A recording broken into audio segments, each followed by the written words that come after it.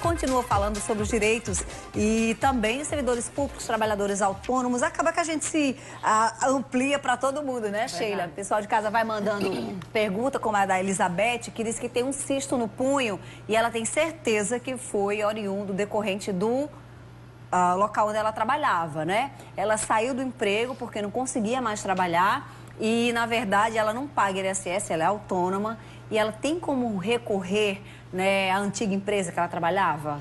Olha bem, Fernandinha, a gente já estava conversando nos bastidores algo parecido sobre isso. A primeira coisa que é de extrema importância e protege a empresa e o trabalhador é o exame admissional. Quando você vai ser admitido na empresa, você faz um exame para saber exatamente se quando você começou naquela empresa, você já tinha ou não aquela doença.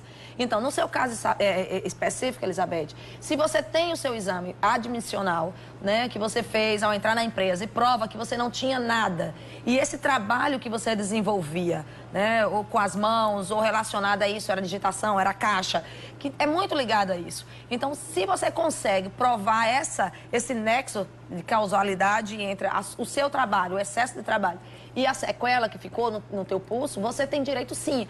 Agora, em relação a cobrar da tua empresa, aí você tem que ver realmente a questão da prescrição, né? Quanto tempo foi que você se desligou?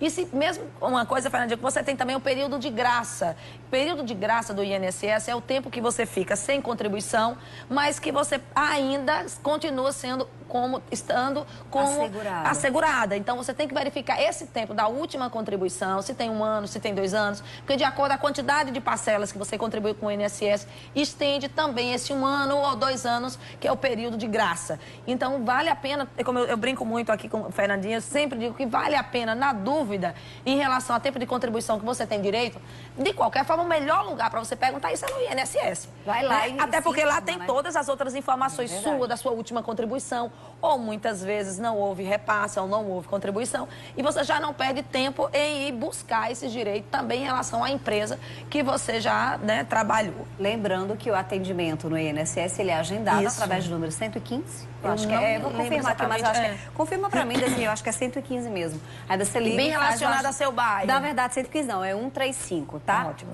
115 é Cagepa. É porque é muito número, né? 192, 193, 190, enfim. Mas é 135 o número do INSS. Você liga, faz o agendamento, é gratuita a ligação e você é direcionado para a unidade mais próxima do seu endereço de cadastro, tá? A Eunice, essa pergunta que eu respondi agora, meio que responde a da Isabel, né? A gente recebeu um papelzinho aqui da Isabel, ela dizendo que ficou com um cisto no punho em virtude do exercício do luto, essa né? aqui ficou com os dedos tortos. Ah, é verdade, o punho é outro, né? Essa ficou com os dedos tortos. E são sequelas realmente de quem trabalha em banco, de quem trabalha com digitação.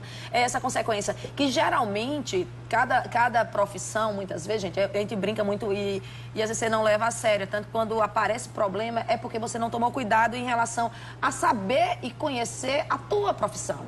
Você tem sindicato, procura saber quais são os seus direitos no sindicato, as coisas relacionadas ao teu trabalho, à tua profissão. Que às vezes, Fernandinho, uma pessoa que trabalha com digitação, ela tem um tempo destinado a 10 a 15 minutos de intervalo, a 2 ou cada 2, 3 horas. Você tem um intervalo exatamente para fazer esses trabalhos laborais, né? Trabalhar, mexer. E isso está muito ligado com a tua profissão.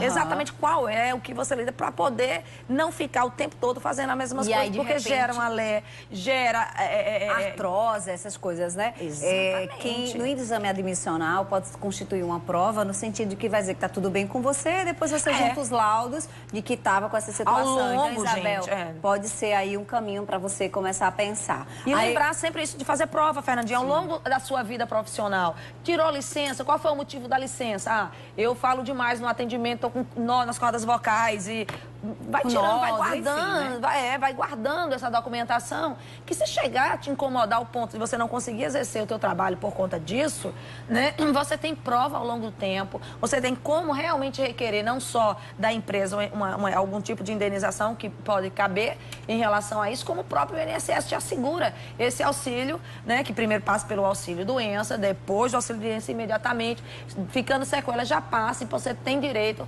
ao auxílio acidente, que é 50% 20%, né, da sua contribuição, do valor do seu salário contributivo. Antes de ir para o intervalinho comercial, eu me usei como exemplo, né, já que eu vou gravar hoje quando acaba o programa, para a gente entender o que é acidente de trabalho, acidente de percurso, e tem tudo a ver. Trabalho. Exato, tem tudo a ver com a pergunta da Eunice, tá? Ela disse que um colega de trabalho dela sofreu um acidente quando estava indo para o trabalho. Só que a empresa alegou que ele estava de folga. Isso é considerado acidente de percurso?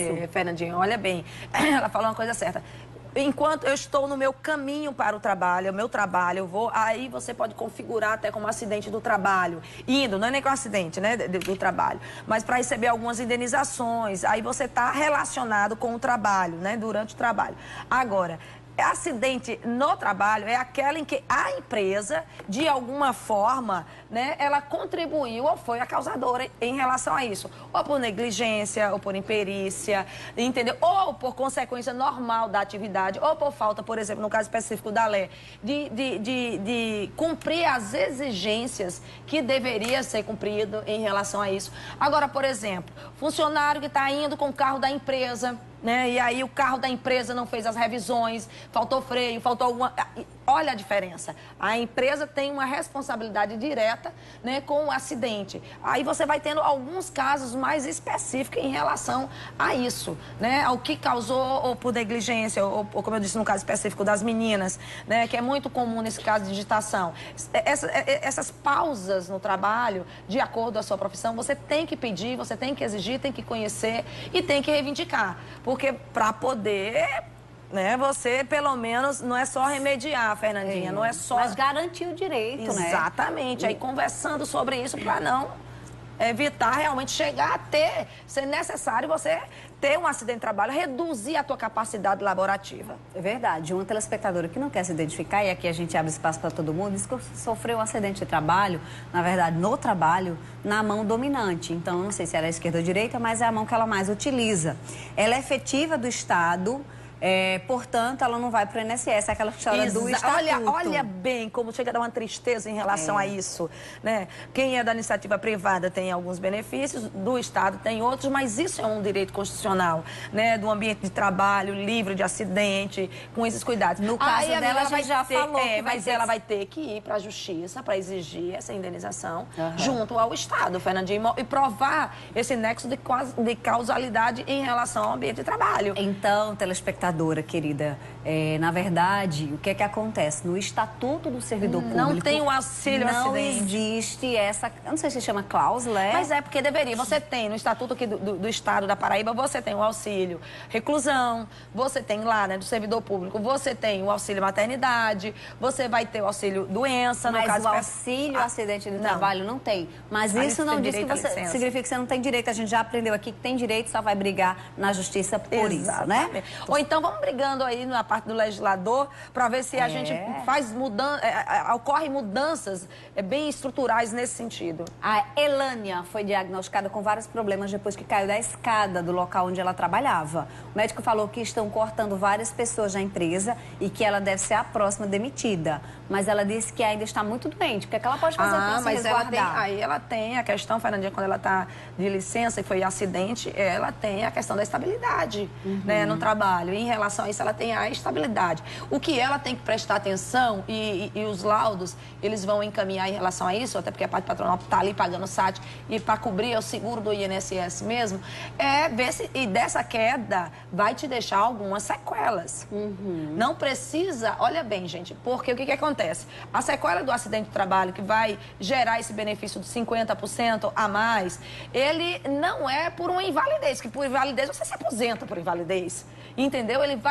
Você vai perder alguma capacidade laborativa, que pode ser de 10, de 20, de 30. Você pode, por exemplo, num acidente, numa escada, porque não tinha aquele antiderrapante, que cabe também aí, além do INSS, do auxílio, você pode também pedir, referente ao próprio Código Civil, uma indenização, tá? Mas especificamente no seu caso, deixando sequelas, você vai ter problema de deslocamento depois, problema sério, você pode ficar na coluna. Então, é o teu médico que vai dizer. E você pode sim voltar ao trabalho em outra função e agregar, depois que você volta do auxílio doença, você vai poder ter o auxílio acidente e voltar a exercer outra atividade que não aquela. Olha, o Vitor Yuri disse que trabalhava pegando muito peso. E a coluna dele doía muito. A gente até usou isso aqui como exemplo. E ele descobriu que tinha escoliose e aí saiu do trabalho. Ele quer saber, ele tem direito? A gente volta àquela questão do tempo que ele saiu da empresa, né? Porque ele ainda é assegurado do INSS, pode recair, pedir alguma coisa referente à empresa.